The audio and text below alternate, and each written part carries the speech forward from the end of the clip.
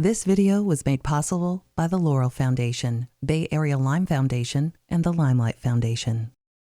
I was always working on a new book and a new portfolio. Hours in the darkroom. I don't do digital imaging, so I do all my work by hand. My life dramatically changed the most in 1997 once I lost the ability to understand what I was reading. And then not only did I lose my job at Apple, I lost my entire career. I've never been able to work full-time again. And to work in an art form as technical and specific as photography, and to not be able to do math in your head, to not be able to feel that sense about film and chemistry and the rest, was just crippling.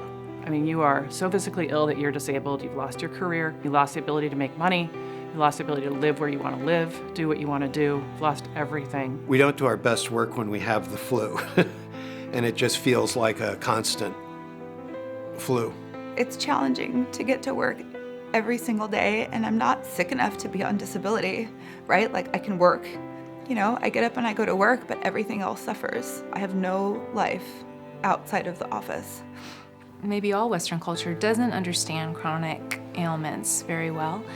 If you have a heart attack, you disappear from work suddenly, you're in the hospital, you get your flowers, you recover in however many weeks or months, but you're back to work. People are like, whoa, that was good, I'm glad you survived, and they send the cards and everything. If you lost your job and you don't know that you're entitled to disability, get on that right away. You're gonna need that money. Even if you think you're not disabled enough to get disability, apply for disability and get it. You are going to need that money. That's your treatment money. I was living in a big city. I was working at a tech PR agency and was working with amazing people that were really innovative and exciting. So I really did my best to live as normal of a life as I could, despite feeling icky. Allie went to work in the human resources field and was working for a couple of different PR and marketing firms and was sick. And got sicker and sicker and sicker, and was finally, she had to quit her job. My husband has to work every day. So my husband would bring his IVs to work. He never complained, and throughout this, has rarely ever complained. I have a manager that is just totally understands a chronic illness. He can just tell when I'm having a rough day, and we'll just come over and say, you know, pack up your stuff, go home, and work from home.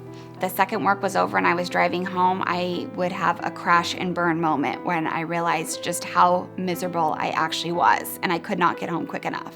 I was truly having a difficult time speaking. At that point, I was off work because I was fully in treatment and just wasn't able to work.